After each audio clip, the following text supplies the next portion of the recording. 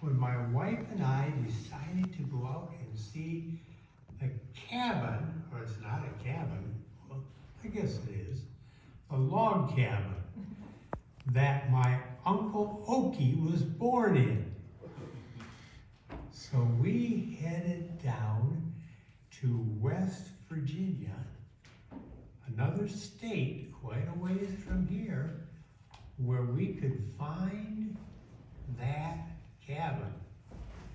Now his father, Eli, had 12 children, and they were all Seventh-day Adventist Christians who loved Jesus with all their heart. This story took place in a town called Muddy Gap. That's quite a town, isn't it? Muddy Gap. If you were looking for that town for the adults, it was built about 150 years ago, and the cabin wasn't in too good a shape by the time we found it. I'm going to show you a picture of it. Riley is her name. What's that? Riley. Riley, I'm going to show you a picture of that cabin. Look at that. The trees are growing through the windows and through the roof. And here we are, standing in the doorway. And we were looking for this cabin. And we finally found it. It was way, way, way out in the woods. So when we found the cabin, we looked it over, we took pictures of it, we went to see what it looked like and what was happening with it, and sure enough, everything was going well. It didn't look like it was in very good shape, but it was functioning okay. It was, like I said, it was out there right close to Muddy Gap. And if I can find the name of the other two cities, which I don't know where I put them. Oh, that's why I can't find it. That was on top of my Bible a minute ago. I have to look at these other cities. If the adults were looking for this city of Muddy Gap, it was found about 5 miles south of Chicken Roost. That's good. 6 miles straight west of Pumpkin Knob. And all of those, if you were looking for them today, are not very far from Parkersburg. So we started asking questions. We asked farmers and people down in that area, do you know where Parkersburg is? How about Muddy Gap? How about Chicken Roost? And finally they said, well, go up that hill and turn to the left at the top and you'll probably find it. And so we did.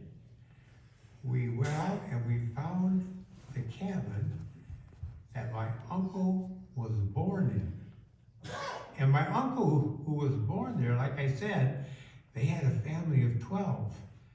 And I guess he thought that was a good idea because he had a family of 12 too. And he became, when he was baptized and became a church member, he became a colporteur, Ryan. Do you know what a colporteur is? Do you? What does a colporteur do? An alligator. Well, close, but not quite. A colporteur sells books to people from house to house to house to house.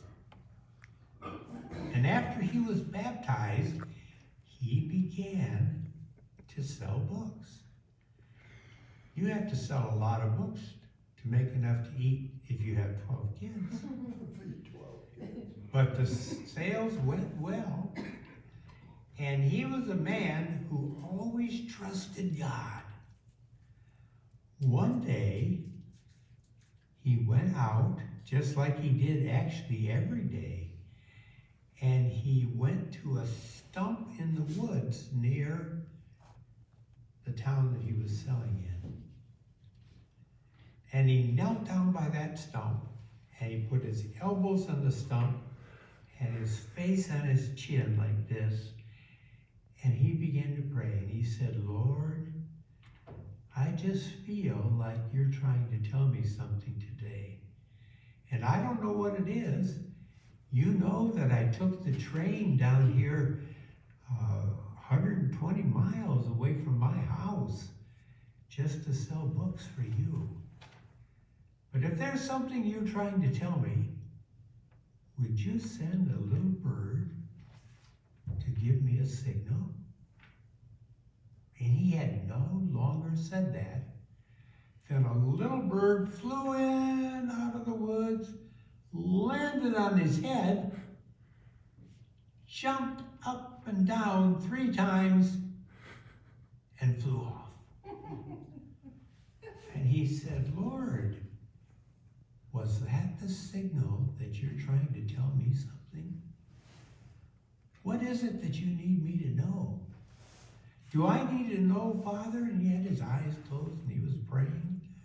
Do I need to know, Father, that something's wrong at home and I need to hurry home as quick as possible? If that's the case, send that little bird back. And the little bird flew back, landed on his head, jumped up and down 3 times, and flew off. And he said, Father, that sounds like you want me to go home. But I need to know because I have a lot of books to deliver people who have ordered them and they've paid for them and they need to get their book. Some of them haven't even paid for them yet. So he said, one more time, Father, if what you want me to do is to go home, then send that little bird back one more time. And as he was praying, the little bird flew in, landed on his head, jumped up and down 3 times, and flew off. And he said, thank you, Father. And he got up off his knees and he said, now, Father, you know that I can't get home until late tomorrow because the train doesn't come through.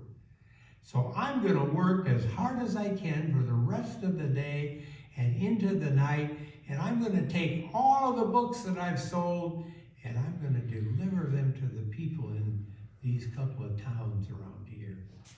So he did. He started delivering books, and the day got longer and longer and longer, and he worked later and later and later, and the sun began to go down, and as the sun went down, he kept right on delivering books in the evening, at nighttime. And he took those books and he gave them to the people, and he said, here are the books you ordered. In fact, the last book he had, he went to the door at 3 o'clock in the morning. And he did. And the people in the house came to the door. You don't get many people come into your house at 3 o'clock in the morning. And I'm glad for that. But the last man who had that book, he said, you know, I wasn't going to take the book after all. I haven't even paid for it yet. But if these books are so important that you're out delivering them at 3 o'clock in the morning, I'm going to go ahead and take that book. And so he did. And Eli Metcalf, that was his name, went back to the train station, got on the train, and went home. When he got home, he had to walk 3 miles from the train station to where his cabin was out in the woods. And he walked those 3 miles, and when he got there, his wife said, oh, thank God you said, one of my 12 children, one of her two littlest, was very, very sick. But with Eli's help and God's help, they got this little baby to the hospital, the clinic rather, that was there, and his life was saved. Aren't you glad that God can speak to us even through little birds? When somebody said, how did you know that you needed to come home? He could truly say, well, a little bird told me. We want to be praying to God. We want to be listening to what He has to say to us. Because you never know what even a little bird might have to tell you. Thank you. You can go.